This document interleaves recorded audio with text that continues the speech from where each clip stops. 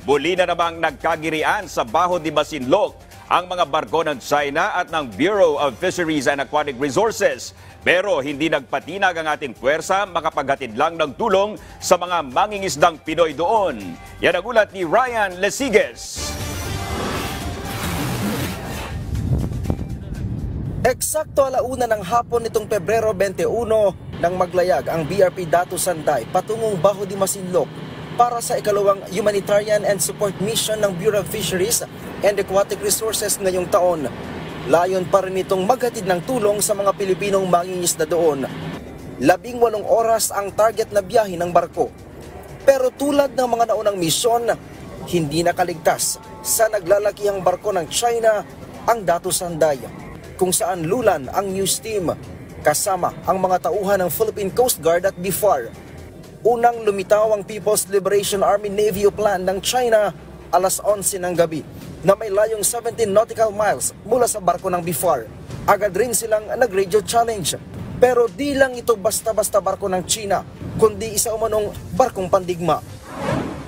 Kasabay naman ng pagputok ng umaga, ang pagsulpot ng China Coast Guard na may bound number 3105. Makalipas ang ilang oras, sunod-sunod na ring nagsisilputan ang ilan pang Chinese militia vessels. Binuntutan na ang barko ng BFAR hanggang sa marating namin ang bukana ng Baho de Masinloc.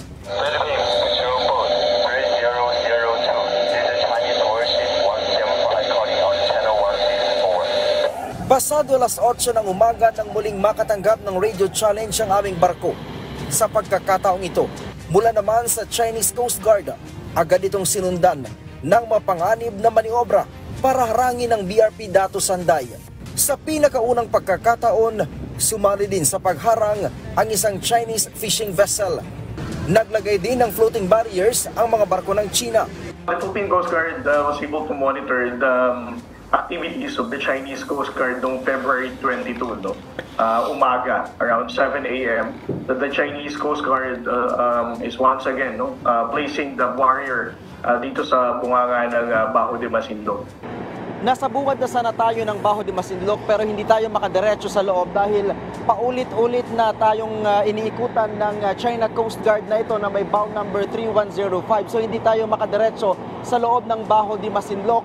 At dumami na rin yung Chinese militia vessel na nakapalibot sa atin kanina. Nasa 6 lamang na barko lahat pero ngayon mapapansin natin na talagang mas dumami na sila at mas lumalapit na sila sa barko na ating sinasakyan. 4 na oras nakipagpatintero ang barko ng BFAR pero hindi nagpatinag ang mas maliit na barko ng Pilipinas. Matagumpay nitong naihatid ang ayuda at nakalapit ng 200 metro mula sa mismong bahura ng Baho de Masinloc. Mga kaway mula sa mga mangingisdang Pinoy ang sumalubong sa barko na aming sinasakyan. Agad ding sinimulan ang pamamahagi ng ayuda. Pero sa kasagsagan ng pamimigay ng krudo ay sumulpot ang isang Chinese rib at inusisa ang ginagawa ng mga tauhan ng BFAR. Nilapitan din nito ang isang mother boat ng Filipino fishing vessel.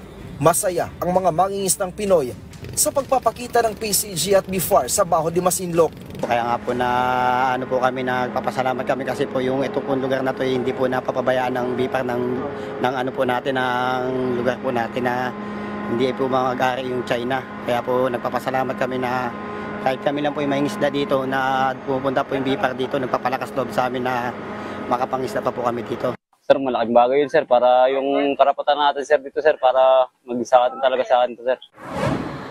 Sa ikalawang araw ng misyon, tuloy pa rin sa pagbabantay ang mga barko ng China. Nagpalipad din sila ng isang helicopter mula sa kanilang warship. Sa pinakapambihirang pagkakataon nga sa tulong ng Philippine Coast Guard at ng BFAR, nakatapag ako mismo dito sa bahagi ng bahura sa Baho de Masinloc. Isa ito sa mahigpit na binabantayan ng mga tauhan ng Chinese Coast Guard at yung mga mangingisda dito ay hindi basta-basta nakakalapit dito dahil kwento nila sa tuwing lumalapit sila dito ay sinusundan sila at pilit silang itinataboy ng mga tauhan ng Chinese Coast Guard. Napakaganda. 44 na mother boat ng mga mangingisdang Pinoy ang nakatanggap ng mahigit 40 tonelada ng gasolina na dala ng BFAR. Matapos ang matagumpay na misyon, oras na para bumalik sa Port of Capinpin sa Bataan ang aming sinasakyan. Ang buong akala ko titigil sa panggigit-git ang mga sasakyan ng China. Pero hindi pala. Muli na namang nagsagawa ng dangerous maneuver ang tatlong Chinese militia at ang CCG na may bound number 3105. Umabot pa sa pagkakataong nasa 20 metro na lang ang layo ng isang barko nila sa BRP Datu Sanday. Ang mga barko ng China nakapwesto sa harap, gilid at likod ng barko ng Pilipinas. Patuloy naman ang pag-iwas ng aming sasakyan para mapigilan ang tiyak na panganib. Nanindigan naman ng PCG na magpapatuloy ang pag-iikot nila sa Baho de Masinloc sa kabila ng pangharas ng China. Kami po sa hanay ng Philippine Coast Guard at ng BFAR ay nananatiling committed para tuparin ang pag-uutos ng ating Pangulong Bongbong Marcos na siguraduhin natin na we're going to maintain our presence in Baho de Masinloc. The primary objective of the rotational deployment of both BFAR and Philippine Coast Guard in Baho de Masinloc is to ensure na mapoprotektahan natin ang karapatan ng ating mga Pilipinong mangingisda. At pangalawa dito ay makapagbigay tayo ng ayuda. Para sa mga mangingisdang Pinoy na ang kabuhayan ay nandito sa Baho de Masinloc, malaking bagay daw ang ginagawang rotational deployment ng Philippine Coast Guard at ng BFAR dahil nararamdaman nila ang tulong ng gobyerno.